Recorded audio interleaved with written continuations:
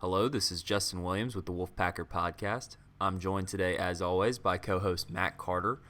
And before we get started with today's episode reflecting on NC State's 64-57 loss to number 14 Virginia last night in PNC Arena, this podcast is brought to you in part by JFQ Lending. With interest rates below 3%, there has never been a better time to lock in a low fixed interest rate on your mortgage. You'll never need to think about refinancing again. Set it and forget it. And with JFQ Lending, you are guaranteed to get the highest level of customer service. They have an A-plus rating with the Better Business Bureau and over 3,000 five-star reviews. Give Hunter Clausen a call today at 480-513-3992 or email Hunter directly at hclausen@jfqlending.com. That's HCLAUSSEN at jfqlending.com. JFQ Lending, Inc., Equal Access Lender, licensed in over 40 states, www.jfqlending.com.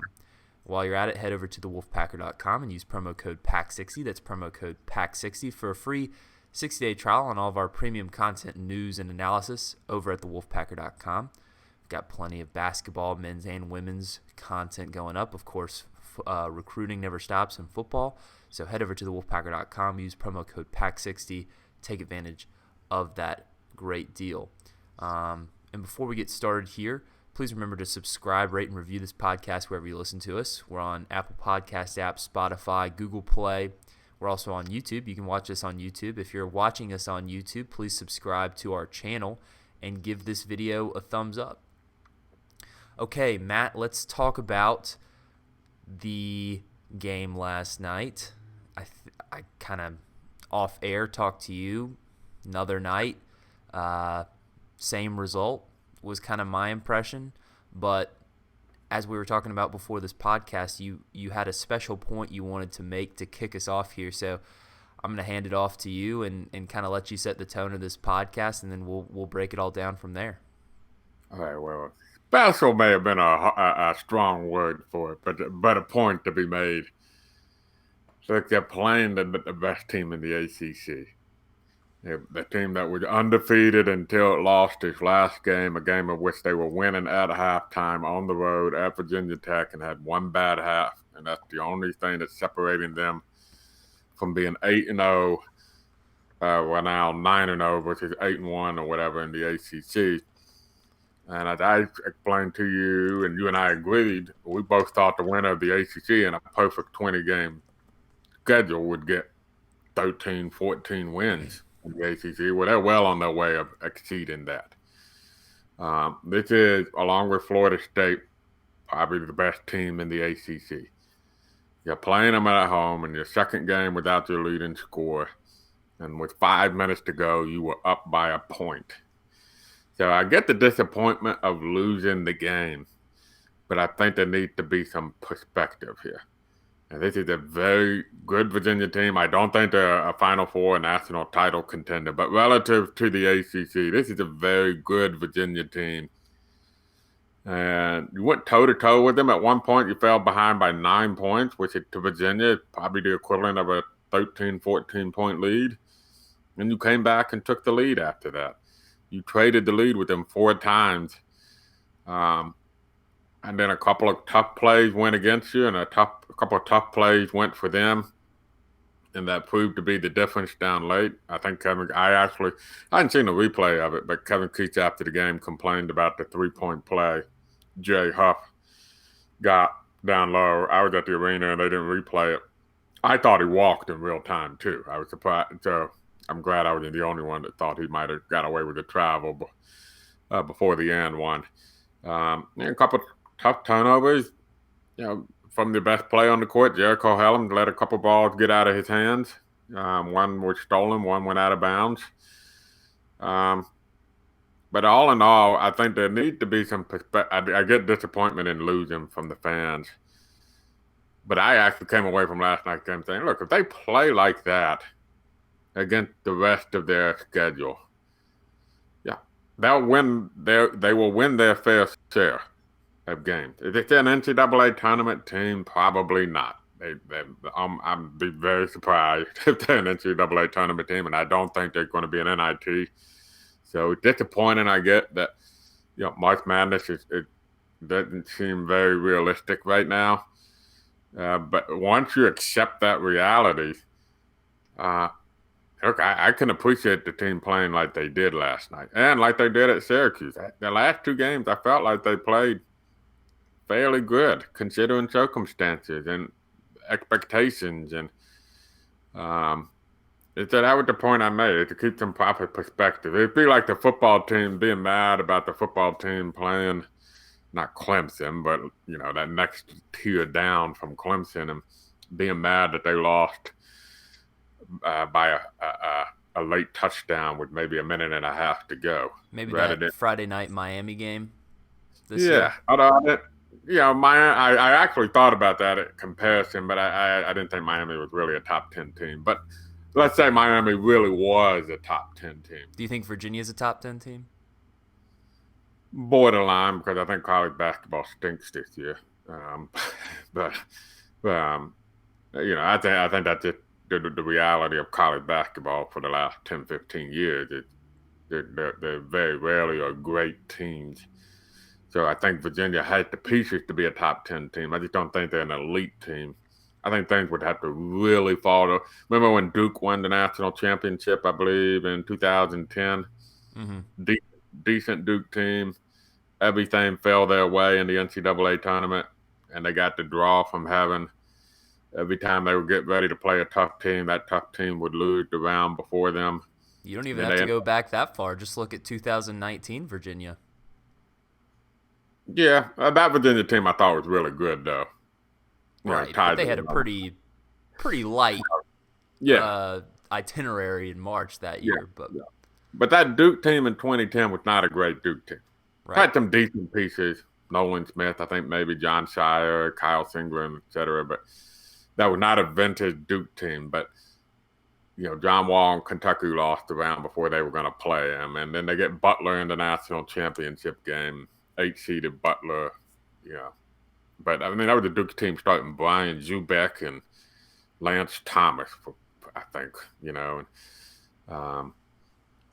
So, if Virginia got a draw like that, maybe they could win a title. But my larger point was, I get frustration losing over a missed opportunity, but also appreciate the fact that they put themselves in position to have an opportunity, considering the circumstances, considering the opponent.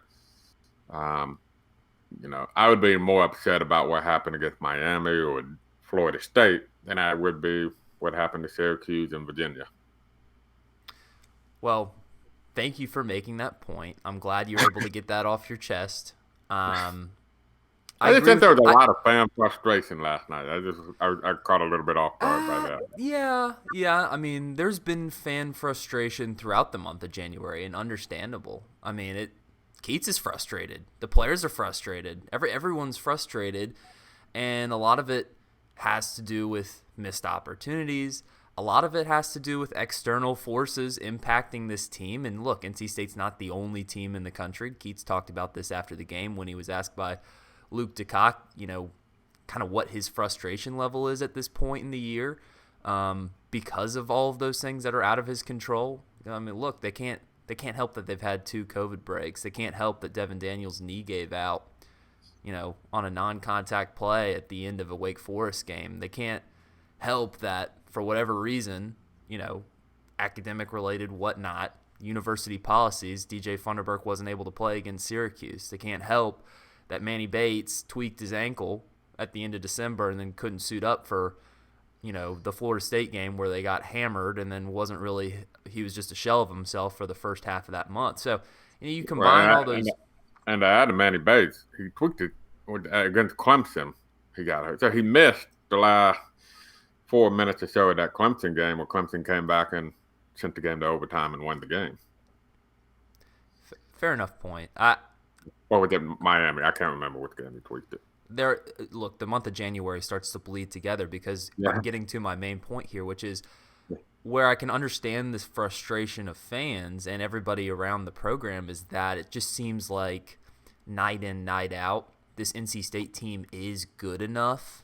They're they're putting themselves in situations to win on a night in, night out basis. And for whatever reason, when it comes to late in the second half, they just can't close games. I mean, you think back this entire season, other than the 3 gimmies at the beginning of the year, throw in Campbell, 4 gimmies in November and December, other than the Wake Forest game.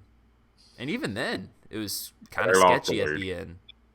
Yeah. I mean, what game can you look at and say NC State made itself comfortable in the second half and didn't alienate its chances to win a ball game late in the second half? I mean, they really, Boston College, they required a clutch shot from a freshman that really had no business making that mid-range shot. Could have easily lost that game. Carolina, that's a game that they could have been up 20 points in the first half. They were up by double digits at times during the second half. Now, Carolina fought back hard, but really, that wasn't a game that NC State should have won by just 3 points. Carolina should not have had an opportunity to win that game in Raleigh at the last second. Miami, you go up 6 late in the second half, and then you just decide to go on a scoreless drought. You can't stop Miami without their 2 best guards. I mean, time and time again, that's why I can understand the frustration of fans, is because it does seem that in a year where NC State can just go 50-50 in the late second half, and they close out games as much as they let leads slip, this is a tournament team. This is a team that, you look at the ACC standings right now, they're probably sitting around 4th or 5th in the league. You flip that Clemson game, you flip that Miami game, you flip one of these Syracuse-Virginia games. All of these are possible. Now, look, the cards were stacked against NC State heading into this game. I agree with you. Virginia right now, to me, Florida State's the best team in the league in terms of teams that could actually make, Final Four run. But Virginia's right there. And Virginia's a tough matchup for an NC State team, particularly when they're missing their best guard. But I really liked NC State's game plan going into this game. They fed the post. They were tough on the boards. They out-rebounded Virginia. But again, just missed opportunities. They couldn't hit their free throws. And they can't help how much they sent Virginia to the line. Some of those calls were questionable in the second half. But look, Virginia converted on their opportunities. They shot 91% from the free throw line. State shot, 58%? I mean, those were 5 misses, but still is a difference of 13 points from the free throw line. Then you look at NC State, how much they dominated on the offensive glass. 11 offensive rebounds compared to just 3 for Virginia. Both teams end up scoring 2 second-chance points. If you can only get 2 second-chance points off of 11 offensive rebounds, something is going wrong. And really, it didn't mesh with what has been the case for NC State this year. Second-chance opportunities have actually been one of their most efficient forms of offense at times. So, it's just frustrating, and I understand that frustration because they had I texted you at halftime, NC State is doing everything they have to do to win this game schematically. But you just got to make shots, and ultimately they weren't able to do that in the second half. Any rebuttal to that before we move on to the next topic? My slight rebuttal would be I get the frustration with the Miami aspect of it. And you're right, the BC and UNC wins should not have been that scary. They should have been comfortable wins. In fact, they had to come back against Boston College because they lost the lead in the second half. And you're right, against St. Louis, no, they clearly didn't close against St. Louis. Should have had a win there. Now, look, that's a totally different circumstance, considering circumstances. I would add that all changed when Devin Daniels got hurt. So I think you have to separate the frustration of that trend pre-Devin Daniels getting hurt to post-Devin Daniels getting hurt. This was a floating with bubble team with Devin Daniels in the NCAA. With the potential to be squarely in. Look, after the Clemson game, I thought this was one of the 4 or 5 best teams in the ACC. They got exposed a little bit after that. That happens. But post Devin Daniels, I think you have to kind of recalibrate your thinking, I think, I would argue, in that rather than being frustrated, they lost another opportunity, say, look, this team is really stepping up. They're putting themselves in position. Yes, they're leaving some stuff on the court, but we have to understand that they were playing two teams that are likely to be in the NCAA tournament, one of them on the road. And then the one at home with probably the team that's going to win the ACC regular season. I agree with you. Florida State got much more upside than Virginia. When they're clicking, I don't think it's really that close. I mean, I think Virginia is a very solid team. But nevertheless, I think they're more consistent. And they're going to be there at the end. And I think they'll win the ACC regular season. So against two teams that they were underdogs, deservedly so, they win position. And I think you have to kind of reset pre and post Devin Daniels. If this was still Devin Daniels on the team, and this is as you mentioned, X amount of time that they struggled to finish the game, I would be like, God, there's really something going on, something wrong here. But I think the perspective changes in that regard. But you're right. Look, this team, if we can kind of talk about the game a little bit, you mentioned the free throws. You mentioned not taking advantage of second chance points. How about this stat? They were 12 of 25 on layups and dunk attempts. I mean, you make 4 of those, you win the game. Conversely, Virginia was 11 for 14. Right there, and that part, give Virginia defense credit. Obviously, the Pac-9 defense is legendary. They played a huge role in that. But Manny Bates missed some shots he doesn't normally miss down low, and Funderburk had a tough first half. And we're obviously going to talk about DJ Funderburk here shortly, but well, you're giving me a perfect segue to our next topic, but I do want to just touch on one thing real quick, because I do disagree with you slightly in the sense that, look, I know everything changed when Devin Daniels was hurt, but I don't think it was an automatic, like, okay, this team is no longer an NCAA tournament team. Because you still have, to me, you clearly, look at the last 2 games, you still clearly have enough talent to win both of those games if you make the right decisions and you make the right plays down the stretch. Those were both winnable opportunities. Last night at home against Virginia, a ranked team.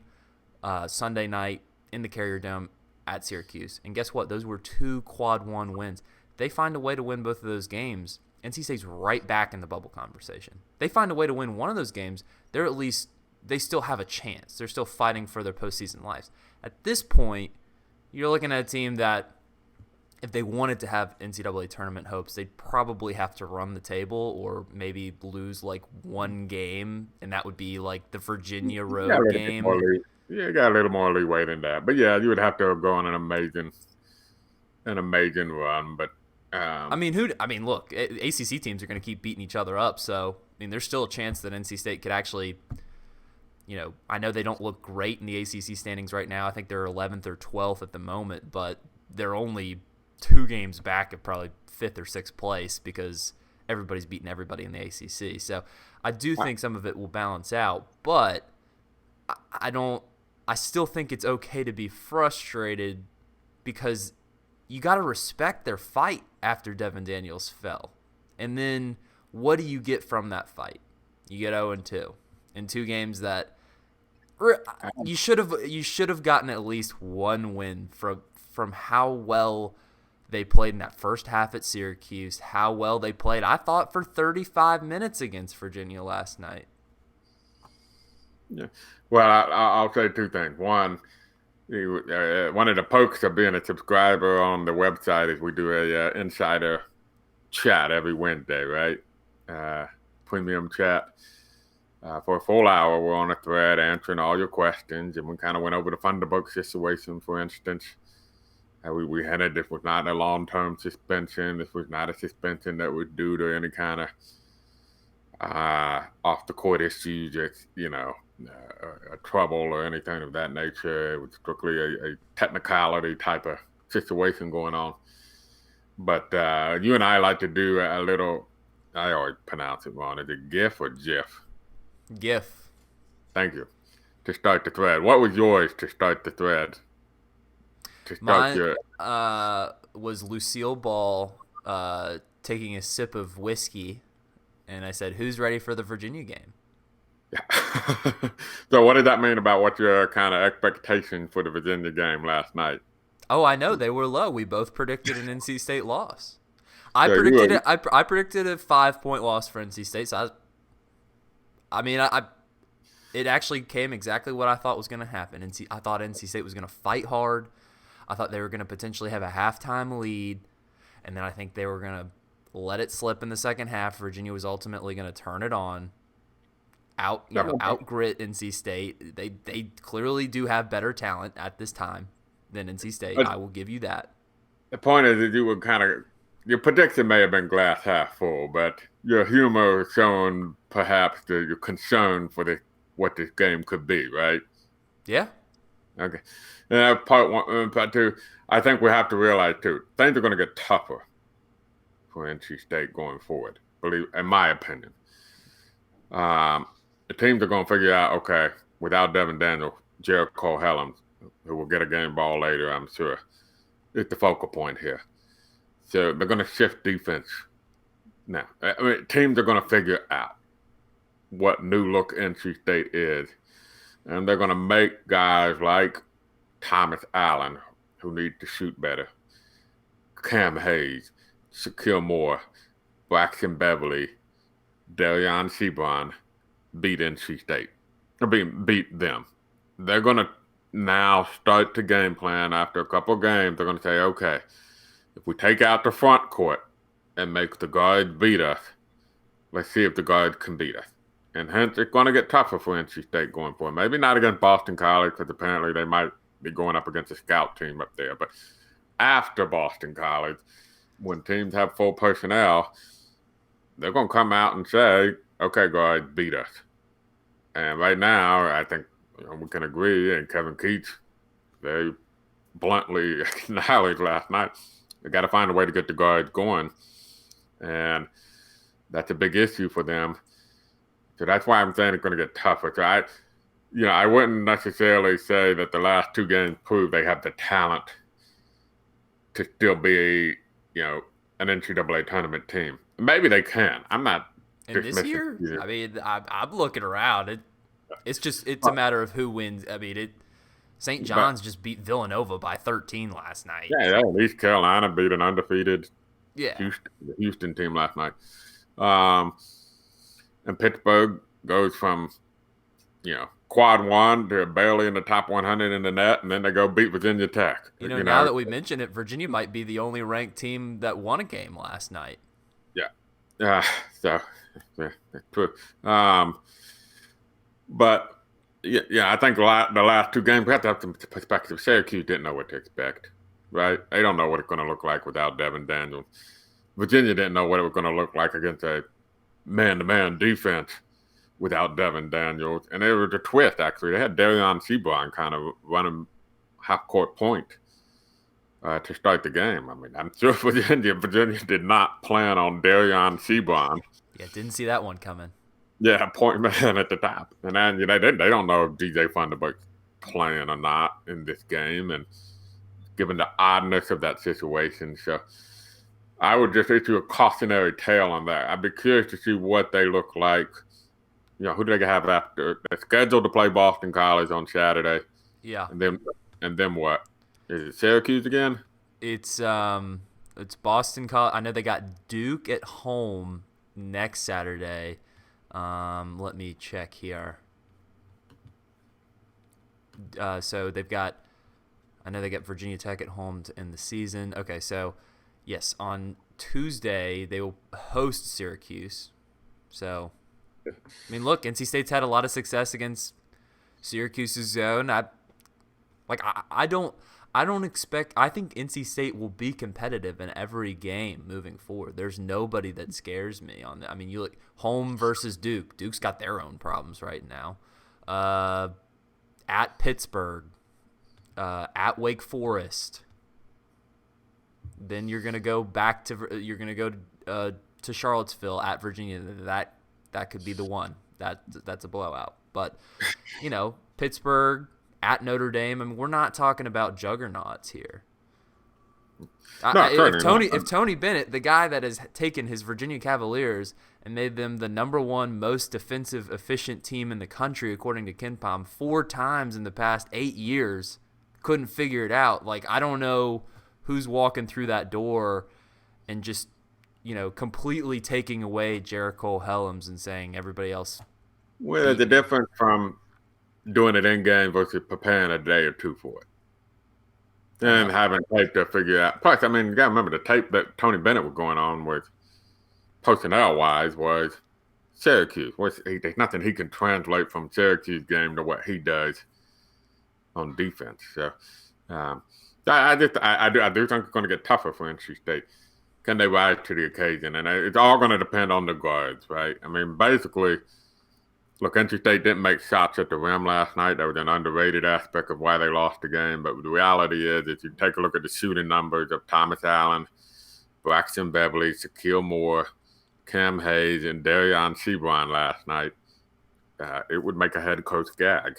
It was bad. And, really the only bright points last night were at the front court. And then, of course, there was the decision of whether or not DJ Funderburk or Manny Bates there for the last 5 or 6 minutes. He went with Manny Bates, got asked about it after the game. He didn't seem to like the question terribly too much. Yeah, let's talk about that. But, Funderburk had scored 9 points and an 11-2 run that, the run started when NC State was down 8. And Virginia actually pushed the lead to 9 with those 2 points in that 11-2 run. But it took NC State from down 8-9 to up 1 in that stretch. And Funderburk had 9 of the 11 points. Mm-hmm. And he went out of the game and he chose to go with Manny Bates. And I know that was a popular, just based on my messages, a popular topic of conversation among fans after the game. Oh, yeah. It was all over social media. It's all anybody wanted to talk about. So I was kind of surprised with Kevin Keats' response to it. First of all, you almost never see him get angry or kind of – he didn't lose his temper, but it was a spicy response. It was kind of a – I'm the head coach. They hired me to make these decisions. I don't think I need to answer questions like this. Well, actually, I thought it was a pretty fair question. The problem I had with it is if he had decided just not to play DJ Funderburk in the second half based on his performance in the first half, it'd be like, okay, yeah, DJ Funderburk just didn't have it. He just wasn't there in the first half, couldn't get any rim shots to go. Made a couple dumb fouls. I mean, and really, even in the beginning of the second half, he didn't look great. It was specifically in that 5-minute stretch before he was taken out of the game, basically for the rest of the game. From about 11 minutes to go to about 6 minutes to go. I mean, he basically single-handedly dragged NC State back into that game, gave them their first lead since the first half. And it was like, why would you take him out when he's feeling so hot? Now, I understand both sides of this because you look at NC State's production when they have both Manny Bates and DJ Funderburk on the floor, and it was bad. I mean, just look at Jericho Helms' plus-minus. They were, +1 when he was on the court and then -8 in the 3 minutes that he was off the court, and those 3 minutes were the only 3 minutes that DJ Funderburk and Manny Bates were on the floor together. So I understand the reasoning why you have to pick one or the other. And certainly, talk about a guy that has bought into the program with Keats, has done basically everything you've asked of him in Manny Bates. I mean, I understand why Keats is making that move and rewarding Manny Bates with those crunch time minutes. Particularly considering, who knows what the relationship is with the mix-up on Sunday. I mean, it seems like, DJ, I think it's fair to say that DJ has not had the season he's anticipated, that Coach Keats has anticipated, that fans have anticipated from him. I mean, going into this season, I think there was a fair argument where you could say who's the best player on this NC State team? Is it Devin Daniels or is it DJ Funderburk? Well, quickly it was identified that it was Devin Daniels this year. You lose him, by process of elimination, it should be DJ Funderburk, but I'm not so sure anymore. But yeah, I mean, it was a questionable call. I just don't understand the reasoning for keeping him out for the whole 6 minutes, or just taking him out when he's feeling that hot. I mean, look, if he did something stupid, pull him. But when you're on the run, I'm always a fan of staying with the hot hand. And you saw it in the Carolina game back in December when Shaquille Moore was cooking in the first half, couldn't miss. And he gets randomly pulled in the last 4 minutes of the first half, and then guess what? Carolina goes on a big run. They pull back within that game. Shaquille Moore only played 15 minutes when he scored 17 points. Now I know it's a different situation, but I don't know. You gotta have that awareness to stick with the hot hand. Basketball is such a game of momentum. Yeah, I'll say that too. Bates had played well. I thought both Bates and Thunderberg struggled first half. Bates missed some right at the rim, too, first half that he needed to make. I thought actually Bates' look might have been a little bit better than Thunderberg's looks around the rim. In the second half, Bates had played a little bit better himself, I felt like. Yeah, and in Keith's defense, look, Bates just came off a game where he had 17 points, 14 rebounds, 4 block shots. He obviously was coming off his best game. You can make a case he's been the more consistent guy this year. So, I don't mind giving Bates a look, but I do kind of agree with you. Look, Thunderberg had it going. I don't know if he gave a signal that he was tired, wanted to come out. But based on the competitive nature of that game, him and Jay Huff going back and forth. Yeah. Assuming that he did not, you do wonder. Okay, would that the move? Maybe you had to plan to finish with Bates, but that's a situation where you call an audible. If it was me, but Keith is right about one thing. He's the coach. We're not, and he knows he'll forget more from between when he fell asleep and woke up this morning. He's forgotten more basketball than you and I probably know combined. And had his reasons. He explained his reason. It felt like it was important at that point to get some stops. Mm-hmm. And I can kind of understand that because that points are hard to come by against Virginia. And so to win the game, you're going to have to, it's not maybe match shot for shot. It's match stop for stop.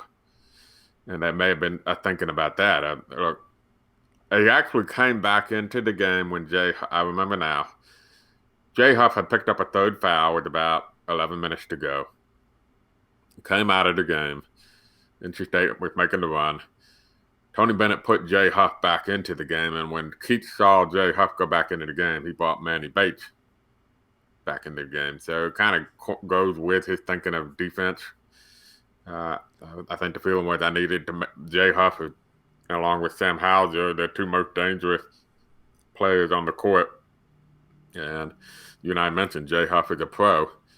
And so he probably felt like I needed Jay Huff I needed my best defensive player against Jay Huff.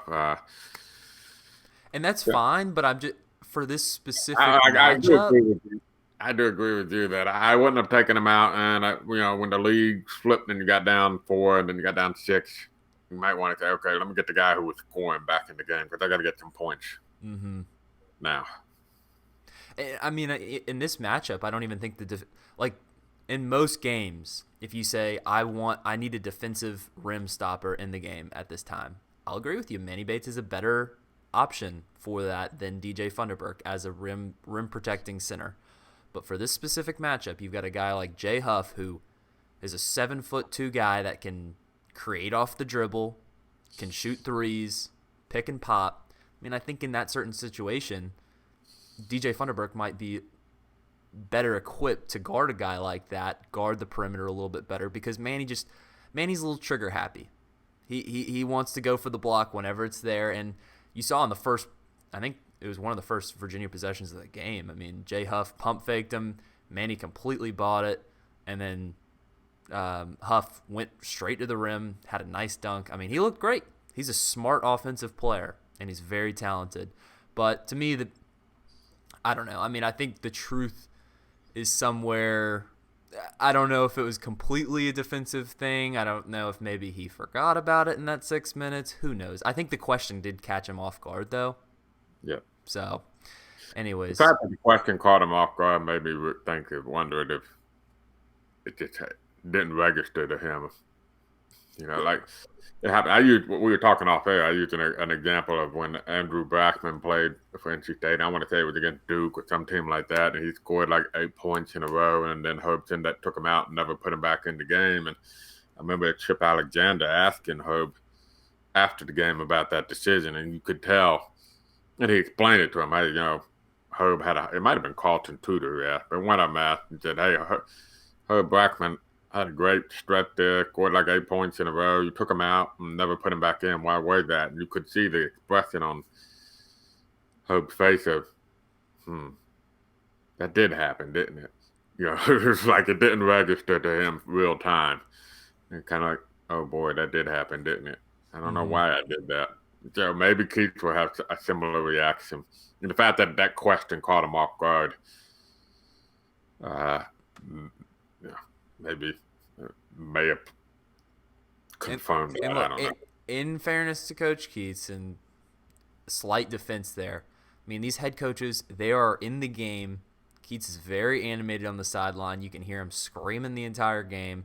They're right in the thick of the action. They're not sitting on the sidelines with their laptops looking at stat broadcasts and saying, "Oh, Funderburk just scored 8 of the last 10 points. Maybe we should keep him in." He's looking at feel. He's looking at all of his players. So, look, to me, you can discount it as an understandable mistake. I think in hindsight, we probably would have made a different move, but, maybe I guess my only problem with it was some of the response, but I think we'll move on. And I guess we'll give out game balls, and I'll give one last motivation for NC State fans that are still clinging on to NCAA tournament hopes. Look, that large situation is not looking great, but in the month of February into early March, NC State's playing for seeding in the ACC tournament, and you look at the teams that are going to be surefire locks for the NCAA tournament. They've got a pretty good reason to opt out of the conference tournament to avoid getting COVID before the big dance, because it's like a 5-day difference. So it's possible. Could go to Greensboro. Maybe Virginia's not there. Florida State's not there. Louisville's not there. And then it becomes, if NC State can gain some confidence, can they gain some confidence going into Greensboro in March and maybe make a nice little run? Who knows? But just a little carrot to put out there. There's still a lot of basketball to be played. But let's move on to the game balls, Matt. Can we just give both of them to the same guy? Well, they're the candidates. You want to give Joy to Helms? Sure. I think it's quite clear that he's the deserving guy. He was just automatic on offense, and I'm not sure if that's going to be quite sustainable. Some of those jumpers, he was. Yeah. He was just feeling it last night. We've seen him for now 13, 14 games this year. The jumper's not always hitting like that. So, but 2-game stretch here where he's had 20-plus points, coming off his career high 24 at Syracuse, 23 points last night, 5 rebounds. He's just going to be a vital piece for this team without Devin Daniels. They need a volume scorer, and he's pretty much the last one remaining. So, credit to him, game ball to him, great game by him. Now, I'll give mine to Funderburk, actually, because he's the reason why they were in the game with 5 minutes to go. They were on the verge of down 8, down 9 points with about 10 minutes left. It's not a good situation to be in with Virginia. And you really had about 5 minutes to get back in the game, and thanks to Funderburk, they did. He had all 9 points in that stretch. He also had 5 rebounds, which tied for Jericho Helms for team high. In a game where they out-rebounded Virginia, as you talked about. So he played a role in that. Plus-minus was just -4.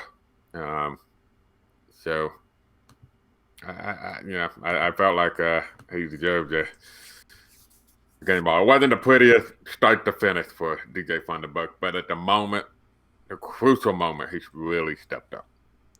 Yeah, I'm trying to look at his plus. I guess it doesn't. They don't give you the plus-minus breakdown by halves, but I feel like in that first half, his plus-minus had to be -10 or -12 because, he he was just awful in the first half. I mean, maybe give him that game ball for the last 12 minutes of the game. But I see your point. If he doesn't play like he does during that stretch, NC State's not in this game down the stretch. But yeah, to your point about the -4 plus minus, it's actually quite good considering how probably low it was in that first half. So, anyways, Wolfpack fans, use that promo code PACK60 at thewolfpacker.com. Get all the premium content, news, and analysis. You like this conversation? Matt and I had a little debate, a little back and forth. We've got this premium roundtable where we can debate each other in written form. So maybe some good prompts from this game to use in the upcoming roundtable this week.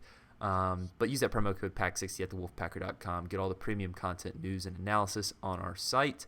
Please remember to subscribe, rate, and review this podcast wherever you listen to us. We're on Spotify, Apple Podcast app, Google Play. And, of course, if you're watching us on YouTube, please subscribe to our YouTube channel and give this video a thumbs up. You can follow us on Twitter at The Wolfpacker. You can follow me personally at Justin H. Will. Give us a like on Facebook, NC State Wolfpack on thewolfpacker.com. And for Matt Carter, this is Justin Williams, and this has been the Wolfpacker Podcast.